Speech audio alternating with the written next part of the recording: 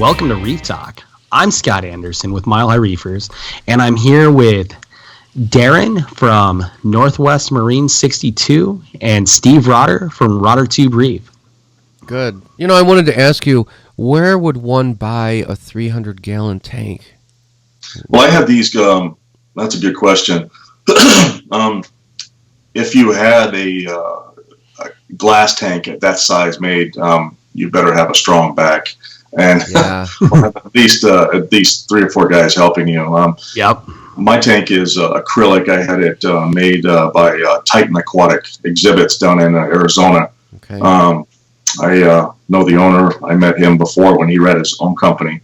So I had him build me my acrylic tanks. Okay. You know, of course, Scott knows and you guys both have glass tanks. There's pros and cons, like acrylic and glass. Now, I do have a couple of scratches on there, but other than that, it's in great shape, and it's 3 years old now. So I'll go ahead and sand those scratches out. But the acrylic is, in my opinion, it's obviously lighter. It's got more clarity to it because it's made out of petroleum, not sand, as glass is. Now, I did have a Marineland 300-gallon tank one time, and the glass was Starfire. Okay. Starfire nice. glass is really nice. And very heavy. I can't even imagine. It is. Glass tanks are heavy, but that Marineland, that was my first big glass tank, and it was 3 feet deep by 6 feet long, and it was nice. I really liked it. Fantastic.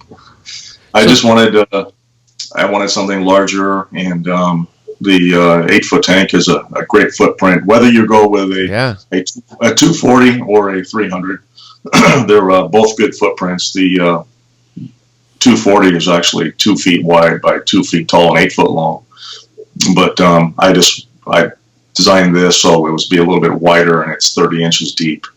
So yours is 8 feet long? Yeah. Right, you know what? I'll get the 240 then. I'll get the 240 that's 8 feet long. That's good. So, especially if you want to put it upstairs. You know, is your tank upstairs above like a basement or anything, Darren? No, that's a good question. Thanks for asking that. That was a good question. Yeah. That is in the entryway of the house to the left. I put some pier blocks underneath the house to support the floor. It's a wood floor. Yeah. So you can basically park a vehicle on there if you had to now. So Nice. yeah, I didn't want to compensate. Have the floor basically be compensated. Break. Yeah. Oh my God. Yeah. So anyway, because salt water is actually heavier than fresh water too. So. Yeah, I always said I wanted a 300 like what you have, but I didn't realize that you can get the 240, that an 8 foot long would be in a 240, so that's what I want next. That would be so perfect. And are you in Arizona? No, I'm in Washington. Okay. I'm about 35 miles south of Seattle. Okay, and I ask because you had him ship it to you from Arizona. Right. Was that crazy expensive in shipping? It was a little bit. I think it cost me close to $400 for the shipping. Wow. And he crated it really well, and didn't only charge me less than $100 for crating the tank, and it was very well done. They do really good work down there. Nice. And then, did you buy a stand for it through them, or? Yeah, no, I didn't. I had a friend of mine build me. He's a carpenter, so he built me the stand, and I stained the stand. So very good. Yeah. Well, that tank is gorgeous, man. Well, thank you. Awesome. I love the damn 8 foot long tanks. Yeah. Plenty of and that swimming rockwork room. given it looks great. Plenty of swimming room for the guys. The 300 is awesome. Like, I know Scott is a fan of the taller tanks, and I am too. But as far as maintenance, not for me. I'd like to, be able to stick my hand to the bottom on the sand bed, and just the 8 foot long, especially for my Tang tank. I want to give those guys as much swimming room as possible. The 125 is doing great, but I told my wife this morning. I said, if I ever get some more money, I think it's going to have to be a 300 gallon. And Nice. of course, she was not happy with that. But but the 240, I could totally see myself staying with. I love the 125 gallon. It is so perfect. When I went from the 28 to the 75, it was a great jump. It was better than the 55, but I thought maybe I should go with a 90. But when I heard everybody say that the 90s are still 4 foot long, screw it, I'll go with the 75. The main reason for the 125 jump is the length. I wanted that 6 foot length, and I want the 8 foot length. So I keep wanting to go wider with it.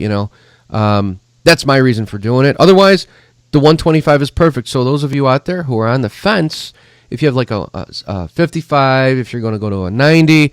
My opinion, I would go to maybe a 125, 40 gallons. What do you guys think? I don't think it's not. Well, I think it's not worth it, really.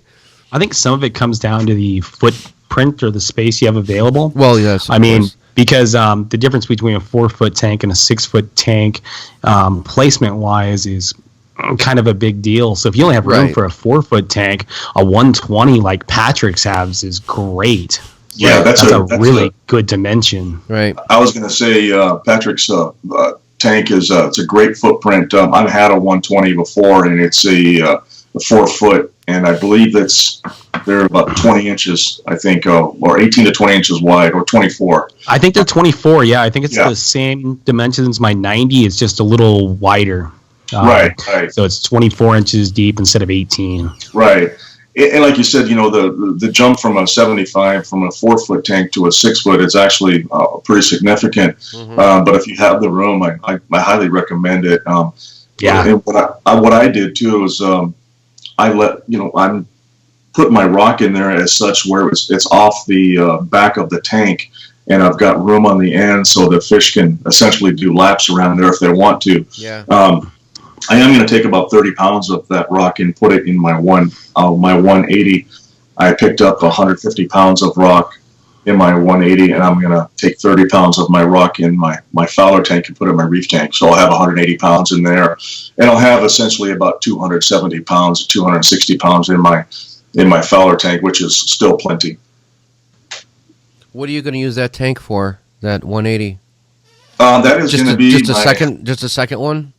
It's going to be my first reef tank. Oh, okay. So, nice. Yeah. And if you haven't seen Darren's video on all the gear he purchased for that tank, you gotta watch it. It is just, he's got so much nice stuff there. Yeah, you're gonna hate him. Really high end pumps all the way around, nice lights, everything. I just want to let you guys know that if you do have the money, that Vectra M1 Ecotech tank, pump is just great, and I'll be taking a video of my 180 here shortly. But that pump is not that large. It's small, but it's got some great output, and it's quiet. And I did purchase too, Steve. I purchased one of the MP40s, and I'm really happy with it. Yeah, I have to get the other one when that'll probably be. Next couple of weeks. I'm pretty tapped out right now, but I'm going to purchase the other one. But while the tank is sitting empty, cycling right now, one of those MP40s is good enough. Yeah, I love those things, man. They're awesome. I'm glad you got it. It's a great investment. They're pricey, but totally worth it. Just the amount of flexibility they have, where you can adjust the flow from really low to really high. You've got variations in the waves that you can make, the reef crest and everything. It's just awesome. So good job on that. They're pricey. I do have that ability on my J-Bow. I have the two of the RW20s on my Fowler, and it does the same thing. It's I just feel like the Ecotech is probably a better built. It is very better built pump. So, but I haven't had no issues with my RW20s. I did have a power cord go out, so I replaced it. But I still have the ability I have the feed mode, the night mode on there, and I have 4 different pulses on the J-Bow. So I feel that's actually probably a great entry pump for people to use if they want to. But I wanted to do my reef tank. I wanted to do it right, and I wanted to get some good equipment in there because I plan on keeping this tank. Yeah. I've got 2 RW20s on my reef tank, and they're definitely not as well built as the Ecotech stuff, but I mean, you can get a pair of RW20s for less than one of the MP60s. So see, that's worth it then. I mean, if they're so for somebody like me, it makes sense. Right. You know, that makes total sense. I would definitely go with that, especially if you can get a pair for less than one of the Vortex. Yes, definitely. Yeah. I've never had them. I probably maybe should have tried that. But how are those? Do they have a separate like panel controller where you can adjust? Like, how do they work? How do you? Is it kind of like the Vortex where you've got a pad that you can control the flow and everything like that? Yep. Nice. Yes, yeah, it's the same as the Ecotech. In one of my video, I showed my 300. It shows it on there, and it's a pad that I have with double back tape onto the tank, and you can control it the same. I just don't think, as Scott said, that the J-bows are built as good as the Ecotech. And plus, probably in the next couple of months, I'm going to go ahead and purchase the Reef Link for it, where I will be able to control my return pump as well as my power heads, through my phone or whatever device I want. Nice. Yeah, that is really nice. With those J-bows, are they magnetized like the Vortex? They are. That's great. But so the one thing that Ecotech has going for them is just nothing looks cooler than the Ecotechs with the wet side of the pump and the dry side of the pump sticking on the glass, where every other pump on the market, the whole pump goes in, the cords in the tank and all that. Yeah. So Ecotech just wins hands down there every time.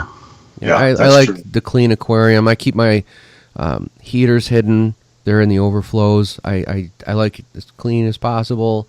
I don't like to see cords, with anything really. Yeah, that's like Scott was saying. That's the thing with the J-bow. The cords are sticking out. I try to hide them, but you can't really.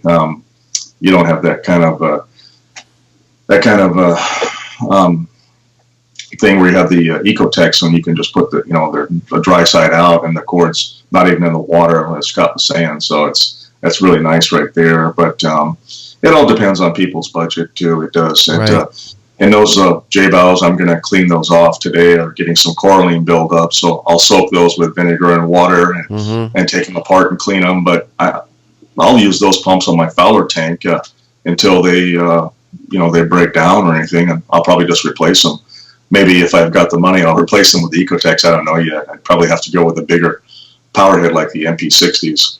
Yeah, maybe for your for that size tank, definitely. But you could probably get away with the two MP40s. I had the one MP40. It was 6 foot long, and I went with a second MP40, and it's perfect. I wasn't getting quite enough flow on the other side. I had a high door on the one side, and I love the high door. It's a great entry. They're very inexpensive, like $40, and they're great. But I wound up taking the high door out, throwing it in my quarantine tank, and just getting the second MP40. So that's what I have. I have the high door Corellia 4s. I had about 3 or 4 of them left over in my freshwater days, and I used one of those in my 55 and one in my 75, and I have them angling up to break the surface of the water, and they work great. I just have one in there along with a hang on the back AquaClear filters, and it worked fine. Yeah, one to break the water, and then one kind of pointing mid-tank and down, so it'll hit the other end of the tank and kind of circulate around. That's what I've got in my quarantine. But yeah, the MP60s, man, I hate you for getting that 300-gallon because I keep thinking about it. And then when I saw your channel, I'm like, holy shit. Pardon my Italian. That tank is just insane. Both you and Scott, with Scott's crazy German laboratory in the basement with his sump and everything, and then you with this 8 foot long. Hey, I'm not complaining. I've got a nice tank that I love dearly, but damn, I want what you guys have. That 210 that Scott has, I don't think they make that footprint anymore. If they do, they're hard to find, and it's a great footprint because it's 29 tall. And I had a 210 at one time, and I sold it to a guy in Oregon, and I kind of regret it because I do like that footprint, being 29 tall. So yeah, they were still available 2 years ago. So I don't know. I haven't looked for one recently, but yeah. Where'd you get your tank, Scott? Did you go walk in? I just bought it at one of the local fish stores. It was sitting on they just had it there. Because I haven't seen anything that large in a store. I'm seeing like your standard 75. They can also order stuff for you. Like I think you said you had a 300-gallon Marineland tank. I believe a lot of the local fish stores can order those for you. Yes, they can. They came out with them, I believe, in 2009, and I purchased one of them, and it's a Starfire. The front pane on the glass was Starfire.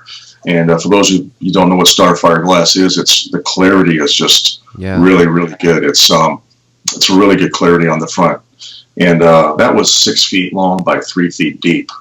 So that was a good tank. But me personally, now I like the longer tank. My first reef tank is a 180, and there's so much I can do with that. I'm really looking forward to getting that going after the break-in period. And getting my corals. Getting that going. I was at the local fish store last night, and like I said, I picked up a couple of fish and saw the corals. I'm like, I want this one. I want this one. Heck yes. Yeah, it gets addicting. I'll probably go with the non-glass. I can't even imagine the shipping on a glass 300-gallon or 240 for that matter. It's just too much. I have to draw the line there. It's just too heavy. You might get lucky and there'll be a local guy that custom makes them in your area. Oh, also too, Steve, if you're looking on, online, you might want to take a look at Craigslist or anything. Some people are getting rid of their tanks, so they have to move, and they've got they're in great condition, or you might get a tank that has a couple of light scratches, and but it's a great deal, and if it is, I jump on that. Yeah, I was definitely thinking about that. Tanks used have made me nervous because, like, what if there's some leak in one of the seals that you're not aware of, and it's drained, That's the only reason I would be nervous. I don't care too much about the scratches, but that's the only thing. I've been looking. Well, if you purchase a tank from somebody that's a personal tank of somebody's, I would have the tank with water in first. Yeah. You can look at it and make sure that it doesn't have any leaks. I would never buy a tank that's just bare bones without any water in there, because you don't know the person, and one of the seals could be bad, and So I'm thinking I'll go with the guy you went with because you like him so much. I might just do that. I'll look around, but I may just do that. Sure. Yeah, he built some great tanks down there in Arizona, and if it was in your budget, you can do it. But other than that, if you want to go with a glass tank, you might, like Scott said, have your local, fish store see if they can order it for you, or they might have one in stock. Most of those stores can get their tanks, and then that way you don't have to go kind of looking around.